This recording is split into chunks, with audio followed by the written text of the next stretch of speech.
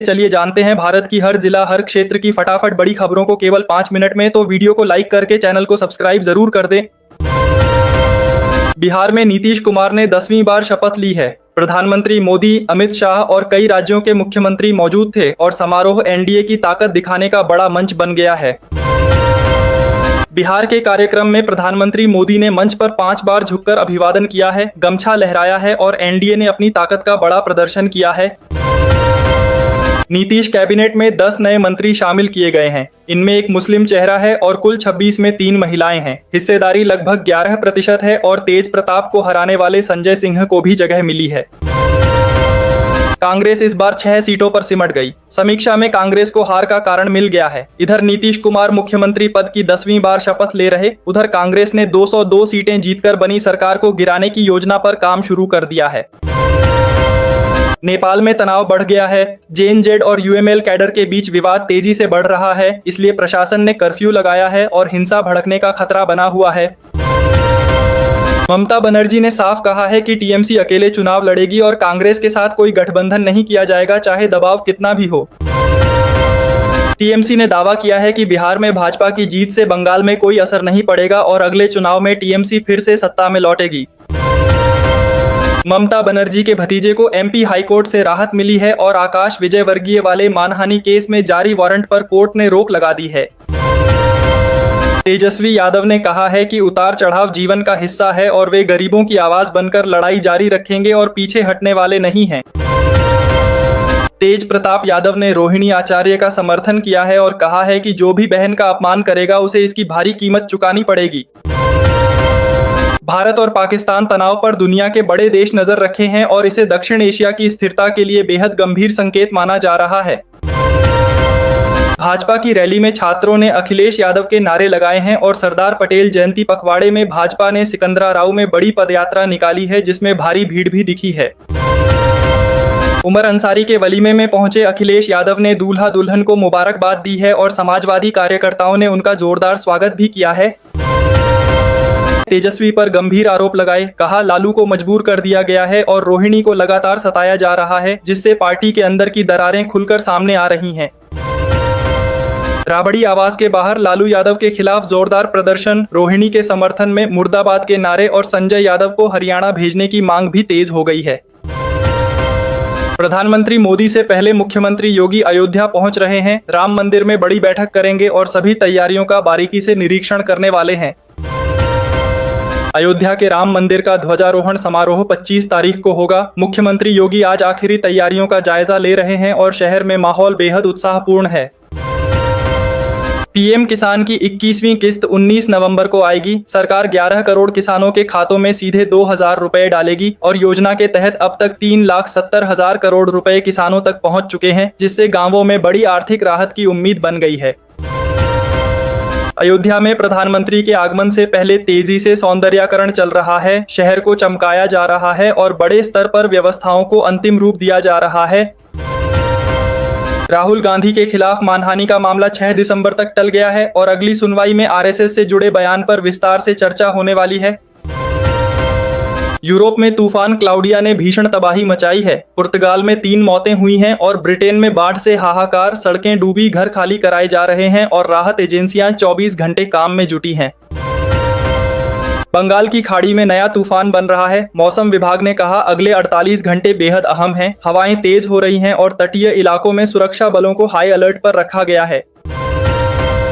गन्ना किसानों के प्रदर्शन में हिंसा भड़क गई। 100 से ज्यादा ट्रैक्टर जलाए गए। माहौल तनावपूर्ण और सिद्धारमैया ने बीजेपी पर जोरदार हमला बोला कि किसानों की आवाज को दबाने की कोशिश कभी सफल नहीं होगी। अमित मालवीय ने बिहार की हार पर तंज किया, कहा राहुल गांधी अब भी शतक से 5 हार दूर हैं और कांग्रेस को अपनी विफलताओं पर गंभीरता से सोचना चाहिए। दुनिया में हल्के कोविड केस फिर बढ़ रहे हैं और डॉक्टर कह रहे हैं कि वेरिएंट घातक नहीं है, लेकिन हाई रिस्क लोगों के लिए सावधानी अभी भी बेहद जरूरी है।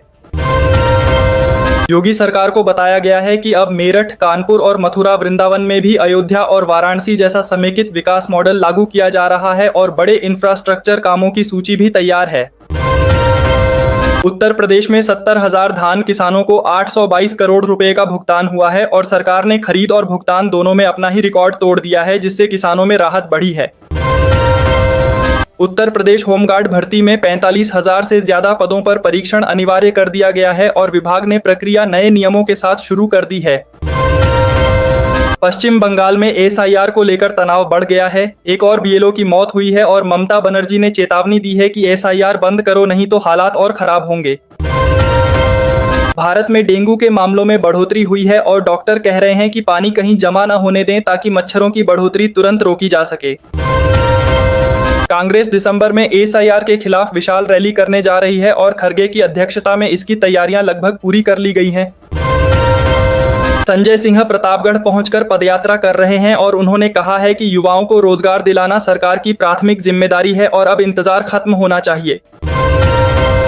योगी सरकार ने आदेश दिया है कि सभी मदरसों के छात्रों और शिक्षकों का पूरा ब्यौरा एटीएस को दिया जाए और दिल्ली घटना के बाद पूरे प्रदेश में हाई अलर्ट जारी है। प्रधानमंत्री नरेंद्र मोदी चौथी बार दक्षिण अफ्रीका जा रहे हैं और G20 समिट में भारत का साफ और कठोर नजरिया दुनिया के सामने रखा जाएगा। प्रधानमंत्री ने कोयम्बटूर से किसान सम्मान निधि की 21वीं किस्त जारी की है और बरेली सहित कई जिलों में इसका सीधा प्रसारण दिखाया गया है, जिससे करोड़ों किसान लाभान्वित हुए हैं। देश के 272 रिटायर्ड जजों और अफसरों ने कहा है कि कांग्रेस बिना सबूत चुनाव आयोग की छवि बिगाड़ रही है और राहुल गांधी वोट चोरी के मुद्दे पर 3 प्रेस कॉन्फ्रेंस कर चुके हैं, जिससे सियासत और गर्म हो गई है। खरगे ने कहा है कि चुनाव आयोग यह साबित करे कि वह भाजपा की छाया में नहीं है और कांग्रेस एसआईआर मामले में अपनी लड़ाई और तेज करने जा रही है। ईडी ने अमित कात्याल को 300 करोड़ रुपए के फर्जीवाड़े में गिरफ्तार किया है और बिहार चुनाव के बाद हुई यह कार्रवाई सियासी हलकों में बड़ी चर्चा का कारण बनी है।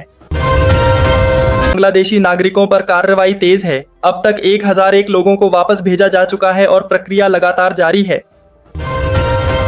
राजस्थान में किसानों के मुद्दों को लेकर कांग्रेस का ट्रैक्टर मार्च चूरू में रोक दिया गया। इसके बाद सांसद राहुल कसवा ने साफ चेतावनी दी है कि आंदोलन और तेज किया जाएगा। दिल्ली घटना के दोषियों को अमित शाह की सख्त चेतावनी, कहा पाताल में भी छिपोगे तो निकाल कर लाया जाएगा, सजा तय है और कानून किसी को भी बख्शने वाला नहीं है।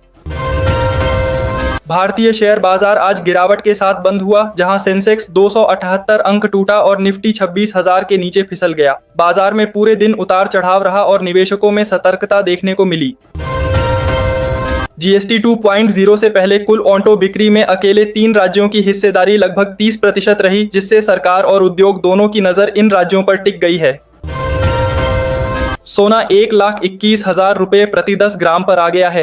पिछले 3 कारोबारी दिनों में इसके दाम 5,188 रुपये गिर चुके हैं। चांदी भी 3,083 रुपये टूटकर 1,52,000 रुपये प्रति किलो बिक रही है। बीजेपी नेता शहनवाज हुसैन ने राहुल गांधी की पार्टी पर तंज कसते हुए कहा कि कांग्रेस को खुश होना चाहिए क्योंकि उसका वोट शेयर 600% बढ़ गया है। बिहार की हार के बाद एसआईआर पर कांग्रेस ने सीधा हमला बोला और रामलीला मैदान से जोरदार हुंकार भरते हुए हस्ताक्षर अभियान और बड़े जनसंपर्क कार्यक्रम शुरू करने का ऐलान किया। पुराने वाहन चलाने वालों को बड़ा झटका लगा है क्योंकि केंद्र सरकार ने फिटनेस फीस को 10 गुना तक बढ़ा दिया है, जिससे पुराने व्हीकल रखने वालों का खर्च काफी बढ़ जाएगा। बिहार चुनाव परिणामों को लेकर राष्ट्रीय जनता दल अब अदालत का रुख करने की तैयारी में है और इसी बीच तेजस्वी यादव को विधायकों ने सर्वसम्मति से विधायक दल का नेता चुन लिया है, जिससे राजनीतिक माहौल और अधिक गर्म होता दिखाई दे रहा है।